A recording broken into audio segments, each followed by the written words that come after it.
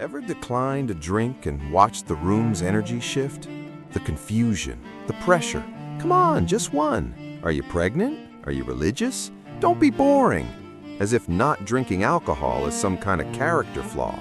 As if sobriety requires an explanation, but intoxication doesn't. Maybe you've felt that pressure. At parties where everyone's drinking, at dinners where wine is expected, at work events where bonding happens over beers. And when you say, "I don't drink," the interrogation begins. Why not? What happened? You can tell me, as if your sobriety is everyone's business. That quote captures something profound, the assumption that alcohol enhances life. But for some people, it doesn't. It dulls, distracts, and damages. And they've made a choice that society finds threatening, to exist fully conscious in a culture that glorifies voluntary impairment. Not drinking alcohol isn't about being uptight or broken. It's about how you want to experience life, what you value in consciousness, and whether momentary escape is worth the cost. And people who don't drink usually fall into one of four types. Each type reveals something powerful about autonomy, presence, and the courage to stay sober in a drinking world. Let's break it down. Type 1, the health guardian, the body protector. They don't drink because they see alcohol as poison, which scientifically it is. It's a toxin the liver has to process. And they've decided their body is worth more than temporary buzz.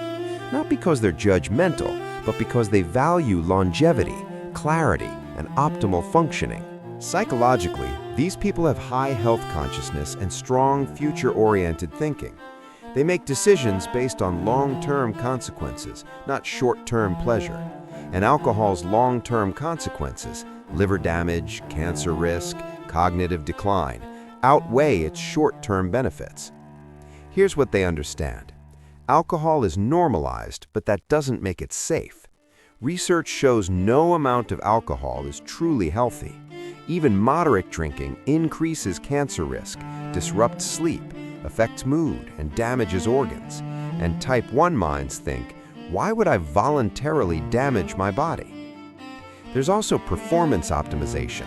They want peak cognitive function, best sleep quality, maximum energy, and alcohol disrupts all of that. Even one drink affects sleep architecture. Even just wine impacts next day performance, so they opt out entirely. Think about the athlete who won't touch alcohol during training, the entrepreneur who won't sacrifice mental clarity for social acceptance, the person who wants to live to 100 with full cognitive function. They're not missing out, they're optimizing, and alcohol doesn't fit that optimization. Their philosophy, my body is my only home, I won't poison it. And there's profound self-respect in that, because they're choosing long-term health over short-term social comfort. Comment if you're type 1, I protect my body. Type 2, the control keeper, the consciousness protector. They don't drink because they refuse to surrender mental clarity. They've seen what alcohol does, loosens inhibitions, clouds judgment, makes people say and do things they regret. And they've decided, I won't give up control of my mind, not even temporarily, not for anyone. Psychologically, these people have high need for cognitive control and strong self-sovereignty. Their consciousness is their most valuable asset, and alcohol, by design, impairs it. Even social drinking means voluntarily reducing your mental capacity, and that feels unacceptable. Here's what they know. Alcohol changes who you are. Your real self doesn't need liquid courage to talk to people, to dance, to have fun. If you need alcohol to be social, you're not being social, you're being chemically disinhibited, and they refuse to outsource their personality to a substance. There's also safety awareness. They want to be able to respond to emergencies, make good decisions, remember the night. They don't want to wake up wondering what they said, who they kissed, what they did. That loss of memory, that blackout risk, feels like voluntarily erasing yourself. Think about the person who stays sober at parties and ends up taking care of drunk friends, who drives everyone home, who remembers the night while others piece it together from photos. They're not being a buzzkill, they're being the adult in the room, and they prefer awareness to impairment. Their philosophy? I won't give up my mind for acceptance. And there's profound integrity in that, because they value consciousness over conformity. Type 3. The recovering, the survivor. They don't drink because they can't, not won't, can't. They're recovering alcoholics, or they grew up with alcoholic parents, or they lost someone to alcohol, and they know intimately what alcohol destroys. So they chose sobriety not as preference, but as survival. Psychologically, these people have trauma-informed sobriety and often high resilience. They've seen alcohol's devastation up close, and they made the hardest choice to break the cycle, to save themselves, to never become what hurt them. Here's their story. Maybe they were the one who drank too much and lost everything: job, family, self-respect, and sobriety is their second chance. Or maybe they're the child of an alcoholic who swore they'd never touch it after watching what it did to their parent. Either way, alcohol isn't neutral to them. It's dangerous. There's also ongoing struggle. They're not sanctimoniously sober, they're white-knuckling it sometimes.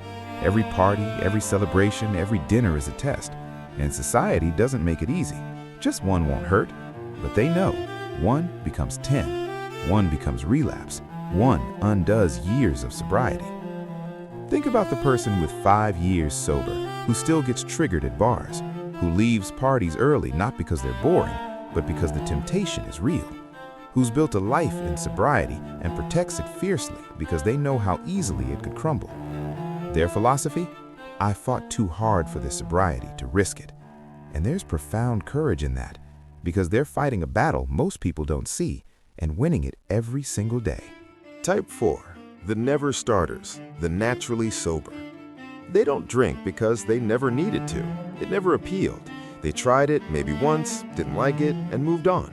No trauma, no health crusade, no control issues, just genuine disinterest. And they've lived their whole life without it, wondering why everyone else needs it so badly. Psychologically, these people have low novelty seeking regarding substances and high intrinsic satisfaction. They don't need external substances to feel good, to have fun, to relax. Their baseline state is satisfying enough, and alcohol feels like a downgrade, not enhancement. Here's what they experience. They go to parties sober and have fun. They socialize without liquid courage. They dance without being drunk, and they watch drunk people and think, they're not having more fun than me, they're just louder and sloppier. There's also confusion about cultural obsession.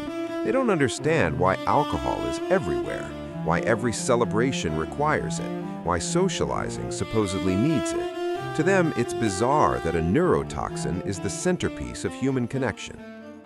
Think about the person who's never been drunk, who doesn't know what being hungover feels like, who watches friends get wasted and genuinely doesn't see the appeal, who lives fully, socially, joyfully, without ever needing alcohol. They're not missing out, they just never want it in. Their philosophy, I don't need alcohol to enjoy life. Life is already good. And there's profound simplicity in that, because they're not fighting temptation or resisting pressure, they're just uninterested. Here's what's fascinating. All 4 types share a fundamental trait. They don't outsource their experience. They don't need substances to feel good, to be social, to relax. Their well-being comes from internal sources. And in a culture addicted to external mood modifiers, that's revolutionary. Research shows that non-drinkers often report higher life satisfaction and emotional stability than regular drinkers. Not because alcohol causes unhappiness, but because people who don't drink often have stronger intrinsic coping mechanisms and self-regulation. There's also shared social courage. All 4 types face constant pressure. Every social event, every celebration, every casual Friday. And they say no anyway. That takes more strength than people realize. It's easy to drink. It's hard to be the only sober one. Another common trait, clarity. They remember everything. They make decisions without impairment. They wake up without regret. And that clarity creates life consistency most people don't experience. Their choices are always their own, never alcohol-influenced. They've all also developed alternative coping mechanisms. Where others drink to relax, they meditate, exercise, create. Where others drink to socialize, they learn to connect authentically. Where others drink to cope with stress, they face it directly. And those alternatives create genuine resilience. And here's the final shared insight. They're not missing anything. Almost universally, non-drinkers don't feel deprived. They feel liberated because alcohol's supposed benefits, relaxation, fun, connection, are all achievable without it. And the absence of hangovers, regret, and health damage, that's worth everything. But let's be honest about the cost. Not drinking in a drinking culture means constant social friction. You are the odd one out, the buzzkill, the one who makes others uncomfortable by not participating, and explaining your choice becomes exhausting. There's also exclusion. So much socializing happens around alcohol, happy hours, wine nights, beer leagues. And when you don't drink, you're either not invited or you go and feel like an outsider. That social cost is real. And there's judgment. People assume you're pregnant, religious, recovering, or judging them. They project onto your sobriety, and constantly managing others' discomfort with your choice is draining. But there's also a profound gift. First, health. Your liver, brain, and body function optimally. You sleep better, you look better, you feel better. And over decades, that compounds into significant health advantages. Second, clarity. You remember every conversation, every moment, every decision. Your life isn't fragmented by blackouts or clouded by hangovers. You're fully present, always. Third, authenticity. The version of you that shows up is always you. Not drunk you, not tipsy you, just you. And that creates genuine connections because people know your real personality. Fourth, freedom. You're not dependent on a substance to have fun, to relax, to socialize. Your emotional regulation is internal, and that independence is liberating. And maybe most importantly, self-respect. You're living according to your values, even when society pressures conformity. You chose yourself over social comfort, and that creates deep self-trust. Here's the key insight. Not drinking doesn't make you superior. Drinking doesn't make you weak. These are personal choices based on different values, experiences, and needs. The wisdom is in respecting autonomy in both directions. For non-drinkers, don't weaponize your sobriety. Don't make others feel judged. Your choice is yours. Their choice is theirs. You can decline alcohol without making it a referendum on drinking itself. For drinkers, don't pressure non-drinkers. Accept the first no without interrogation. Respect that their reasons are their own, and understand that your comfort with alcohol doesn't mean everyone should share it. The balance is drink or don't drink, but be conscious. If you drink, ask, am I drinking to enhance or to escape? Am I choosing it or needing it?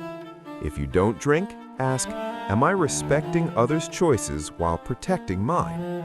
Because ultimately, the goal is conscious living. Whether you're sober or not, what matters is intention, awareness, and respect for yourself and others. So which type are you? The health guardian, the control keeper, the recovering, the never started? Maybe you're a mix of them all. Whatever you are, understand this. Not drinking in a drinking culture doesn't make you boring, uptight, or broken. It makes you autonomous. You've chosen consciousness, health, or sobriety even when society pressures you toward intoxication. The world will tell you to just relax, to live a little, to stop being so serious. But you don't owe anyone impairment.